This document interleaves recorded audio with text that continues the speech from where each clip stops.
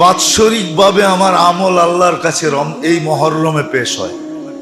আমি চাই আমার আমল এইভাবে পেশ হোক যে আমি রোজাদার।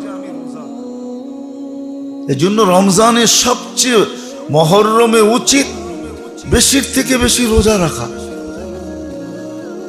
আমার তো মনে হয় না, আমিও তো আপনাদের সাথেই নিজেকে নিজে বুঝাইতেছি, আমার মনে হয় মুসলমানদের জন্য আল্লাহ ওষুধ তৈরি করেন নাই। মুসলমানদের ওষুধ খাওয়া দরকার ছিল না।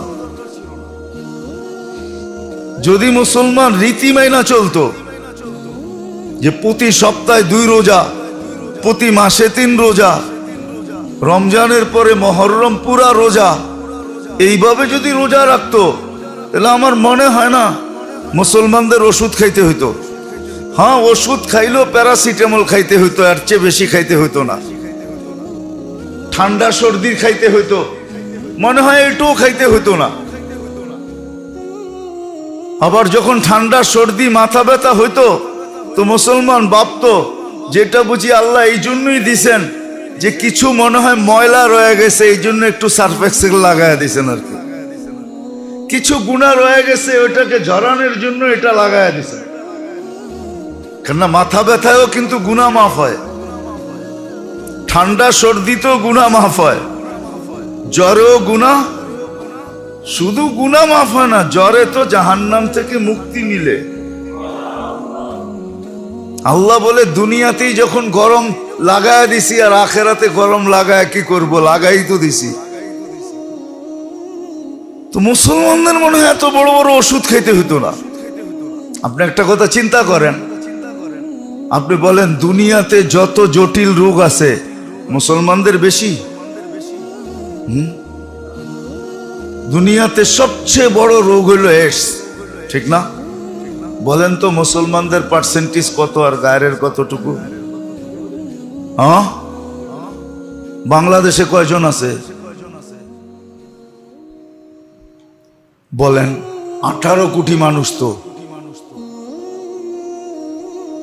একটা যদি আপনি সার্ভে করেন, তাহলে তো আমার কথা সত্য হয়, মুসলমানদেরকে আল্লাহ ওষুধ খাওয়াইতে চান না। যদি রীতিনীতি মানে, তাইলে দেখা যেত দুনিয়াতে এইডস সবচেয়ে মুসলিম দেশে পার্সেন্টেজ কম, নাই বললেই চলে। বাকি যত জটিল রোগ আছে, আপনি মনে করেন করোনা আসছে, বলেন মুসলিম বিশ্বে লোক বেশি মারা গেছে না অন্য জায়গায়?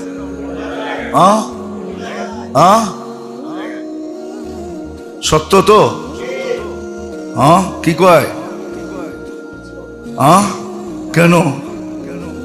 আল্লাহ মুসলিম দেখাইতেছে, মুসলমান তোমাদেরকে দিতে চাই না, কিন্তু দিতে বাধ্য হই, তোমরা বাধ্য করো, এই জন্য দিতেছে। নাহলে মুসলমানের হবে হার্টের রোগ, জটিল রোগ।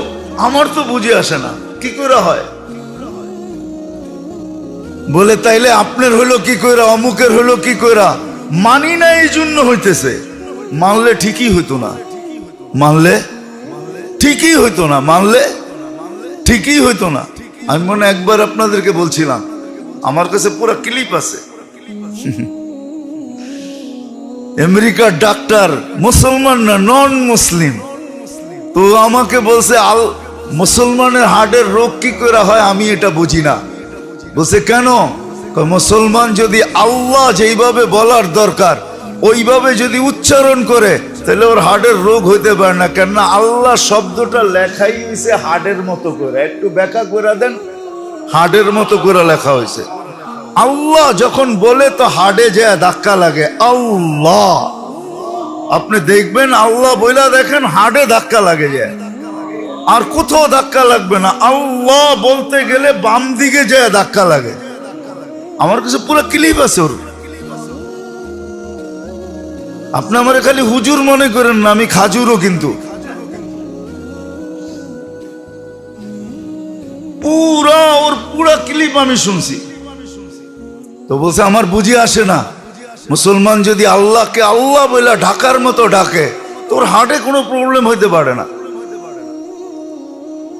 তো যেটা বুঝাইতেছিলাম, কথা অনেক দূর চলে গেছে। আমার জীবনকে আমার মূল্যায়ন করতে হবে। ভিন্ন না হইতো তাহলে কোরআন কেন বলতো ফাতাহাজ্জাদ বিহি নাফিলাতাল লাক আসা আইয়াবআসাকা রাব্বুকা মাকামান মাহমুদা মান তালাল উলা সাহিরাল লায়ালি। তাহলে কবি কোনোদিন এই কথা বলতো না। রাতের মূল্য ভিন্ন, দিনের ইবাদতের মূল্য ভিন্ন, রাতের ইবাদতের মূল্য বহুত ভিন্ন। রাতে উঠা যদি একবারও আহ বলে, আহ রাত চলে যেতেছে, কিছু করতে পারতেছি না, একবারও যদি আহ বলে, তাহলে ওই আহ সৌর জগৎকে, পুরা সৌর জগতের ভিতরে হালচাল মাচায় দেয়, আরো সে যে ধাক্কা লাগায় দেয় যখন রাত্রে উঠা আহ বলে। আহ হায়, কিচ্ছু করতে পারলাম না। আছে বহুত লোক আছে দুনিয়াতে, নাইলে দুনিয়া টিকা থাকতো না, অনেক আগে এটা বিনষ্ট হয়ে যাওয়ার কথা, ধ্বংস হয়ে যাওয়ার কথা। কিন্তু কিছু লোক আছে যার কারণে বিদায় আজকে 2 তারিখ মুহররমের কয়েকটা জিনিস করণীয় আছে আর কয়েকটা জিনিস বর্জনীয় আছে। বর্জনীয় যেটা, ওটা আমাদের দেশের চিরাচরিত প্রচলিত যা কিছু আছে সব বর্জনীয়। মুহররমে অতীতে আমরা যা করে আসতেছি, মনে 2-1 দিন আগে 2-1 দিন পরে মনে হয় কচুর দামও বেড়ে যাবো, ঠিক না? কচু তো মুহররমে খায় না, মুহররমে খায় কি না? সাবানে ঢাকা একটা প্রচলন আছে না, 20 রোজায়, হ্যাঁ সাব্বাস, বালাই তো জানেন। প্রচলন না, মুহররমে করণীয় আছে। প্রথম করণীয় হলো বেশি বেশি রোজা রাখো, বেশি বেশি রোজা রাখো। দ্বিতীয় করণীয় হলো, আল্লাহ রসুল বলছেন মুহররমের ভিতরে এক জাতির তওবা আল্লাহ কবুল করছেন, হাদিসে আছে। দ্বিতীয় করণীয় হলো মুহররম মাসে বেশি বেশি ইস্তেগফার করো, তওবা করো, বেশি বেশি তওবা করো, বেশি বেশি তওবা করো মুহররম মাসে, যত বেশি তওবা করা যায়। আরে মেরে দোস্ত, সারা বৎসরেরটা তো রমজানে দেখাইছিলাম যে সারা বৎসরের ওজিফা রমজানে পুরা কইরা রাখা যায়। যাকাত অ্যাডভান্স দেওয়া যায় না? না যায় না? যায়? যায় না বলতেছেন না? না যায় না? কি যাকাত অ্যাডভান্স দেওয়া যায়? হুজুররা কি কয়, যাকাত অ্যাডভান্স দেওয়া যায়? দেওয়া যায়। তাহলে আপনি সারা বৎসরের তসবিহ তো রমজানে পুরা করে রাখতে পারেন। কেননা রমজানে এক তসবিহ 1000 তসবির সমান। কত? হ্যাঁ, 1000 তসবির সমান। যত তসবিহাত আছে রমজানে লিস্টি করেন, আর 365 দিনে প্রতিদিন 1000 করে পড়বেন, একবার পড়লেই তো 1000, ঠিক না? হ্যাঁ, রমজানে পুরা করে রাখা যায়। এরকম সারা বৎসরের ইস্তেগফার তওবা এই মাসে পুরা করে ফেলেন। এত করেন তওবা, এত করেন, হায় আবার পিছিয়ে নিয়ে যেতে হবে আপনাদেরকে। অনেকে বলে না আল্লাহ এত দিছে 14 পুরুষ খাইলেও শেষ হবে না, বলে না? বলে না? আপনিও তো বলেন, কারো কারো দিকে আঙ্গুল উঠায় বলেন না, এত কামাইছে 14 পুরুষ খাইলেও শেষ করা যাবে না। আপনিও তো আসছে মুহররম, এত ইস্তেগফার করেন যে আগামী মুহররম না আসলেও যেন ইস্তেগফার ফুল থাকে। রোজা বেশি বেশি রাখা, ইস্তেগফার বেশি বেশি, তওবা বেশি বেশি করা। খুব তওবা করেন এই মাসে। আল্লাহ এই মাসে তওবা কবুল করছেন, এই জন্য আল্লাহ রসুল বলছে আমি বেশি বেশি তওবা করতেছি। আল্লাহ এক জাতির জন্য তওবা কবুল করছেন, বোঝা গেল এই মাসের ভিতরে আল্লাহ তওবা কবুল করেন। এই জন্য বেশি বেশি তওবা করা। কি করব না? ইনশাআল্লাহ করবে না? আমরা করব। হ্যাঁ, মনে থাকবে না? বাহিরে যেয়ে ভুলে যাবেন? হ্যাঁ, মনে রাখেন, কাজে দিবে। মনে রাখেন, কাজে দিবে। মৌসুম আইসা ফুল ফুটায়, মৌসুম আইসা ফল ফলায়, আরে আপনিও আমিও চলেন আমল দিয়া নিজেকে ফুটাই, নিজেকে ফুটাই আমল দিয়া।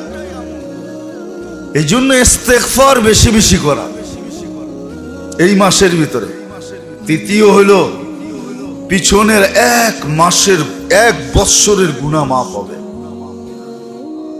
10 তারিখে রোজা রাখা, আশুরার দিন রোজা রাখা, কিন্তু এটার ভিতরে শর্ত আছে। হয়তো 10-এর সাথে 11 মিলাইতে হবে, অথবা 9-10-এর সাথে 9 মিলাইতে হবে। 9 তারিখে রাখেন আর 10 তারিখে রাখেন, অথবা 10 তারিখে রাখেন 11 তারিখে রাখেন, কিন্তু সবচেয়ে উত্তম হয় 9-10 রাখলে। 9-10 সবচেয়ে উত্তম। এটা করেন, পিছনের 1 বৎসরের গুনাহ মাফ। কত বড় সুযোগ। আরেকটা কাজ আছে, আরেকটা কাজ আছে। 10 তারিখের দিন, মুহররমের দিন, সাধ্য অনুযায়ী আহলে ইয়ালের উপরে মন খুলা খরচ করেন। আহলে ইয়ালের উপরে মন খুলা, সাধ্য অনুযায়ী, ইসরাফ না, খরচ করেন, দান খয়রাত করেন। 1 বৎসরের বরকত মিলবে। কয় বৎসরের? 1 বৎসরের বরকত মিলবে। আমরা তো করতে পারি না, দেখা নিতে পারি না। রাবেয়া বসরির কাছে কেউ রুটি পাঠাইছে, তো খাদেম রে কয় গয়না দেখ। গয়না দেখে 18টা, কয় ফিরত পাঠা, এটা আমার না। তো খাদেম বলে 18টা রুটি দিছে, তারপরও আপনি নেন না। কয় এটা আমার না, আমি নিমু কেন? তো ফিরত দিছে, কয় নিব না, ওটা নাকি ওনার না। তো যে পাঠাইছিল ও 20টাই পাঠাইছিল, কিন্তু যার হাতে পাঠাইছে ও রাস্তায় আসতে আসতে 2টা খায়া ফেলছে। তো যখন ফিরত নিয়ে গেছে, জিজ্ঞেস করছে ফিরত আনলি কেন? উনি প্রথমে রুটি গনছে, তারপরে ফিরত পাঠাইছে। তো মালিকও গয়না দেখে কয় কিরে 20টা দিলাম, 2টা কই? আমি তো রাস্তায় খায়া ফেলছি। এই জন্যই হয়তো রাখে নাই, আবার 2টা পুরা করে পাঠাইছে। এইবার গয়না দেখ, কয় 20টা। তাইলে রাখ, এটাই আমার। কেন বললেন? আমি সকালে 2 রুটি দিছি গরিব রে। আল্লাহর ওয়াদা আছে দিনে দুনিয়ায় 10 গুণ দিবে, তো 2টার বদলায় 20টা প্রাপ্য আমি 18টা কেন রাখবো? 18টা তো আমার না, কেন রাখবো? পরে 20টা পুরো করে দিছে, তারপরে গয়না রাখছে 20টা। কয় ঠিক আছে, তাইলে রাখ, এটা আমার। দান সদকা খয়রাত করি, আজকে করার মতো করতে পারতেছি না, এই জন্য আমরাও গয়না নিতে পারতেছি না। সবারই অভিযোগ, নামাজ তো পড়া দেখলাম, দোয়া তো কইরা দেখলাম, কত হুজুরে দিয়ে দোয়া করাইলাম, কোনো কাম তো হইল না। ঠিক না? এই অভিযোগই তো করি, ঠিক না? আরে মেরে দোস্ত, খালি বন্দুক চালাইতে জানলেই নিশানায় লাগে না, চালাইতেও জানতে হয়, আবার এমও ঠিক করতে হয়। এম চিনেন? নিশানাবাজিও করতে হয়, নিশানাও আগের থেকে ঠিক করতে হয়, তারপরে মারলে লাগবে। আর নাইলে ওই পাথরের মতোই মারতে হবে। পাথর যেরকম ছুরা মারে, গুলিও হাত দিয়ে লইয়া ছুরা মারতে হবে, লাগবে, কোনো কামে দিবে না। আমাদের দশা এরকমই হয়েছে। এই জন্য মেরে দোস্ত, করার মতো করে দেখতে পারতেছি না। আসেন, মুহররম মাস 2 তারিখ হয়ে গেছে আজকে। কমসে কম বেশিরভাগ সময়টা রোজায় কাটাই, ইস্তেগফার খুব বেশি বেশি পড়ি, 9-10 রোজা রাখার ইচ্ছা পোষণ করি। এখন থেকে প্রতিজ্ঞা করি, ওই দিন সাধ্য অনুযায়ী, ইসরাফ না। হ্যাঁ, দান সদকা খয়রাতের ভিতরে করতে পারেন, হাত খুইলা দান খয়রাত সদকা করেন, পরিবার পরিজনের উপরে খরচা করেন সাধ্য অনুযায়ী। আল্লাহ 1 বৎসরের বরকত দেওয়ার ওয়াদা আছে। আল্লাহ করুক আমাদের সবার বুঝে আসুক, আর নিজের সময়টা নিজে মূল্যায়ন করি, আর নিজেও আল্লাহর কাছে মূল্যবান হই। আল্লাহ আমাদের সবাইকে আমল করার তৌফিক দান করেন। ওমা আলাইনা ইল্লাল বালাগ।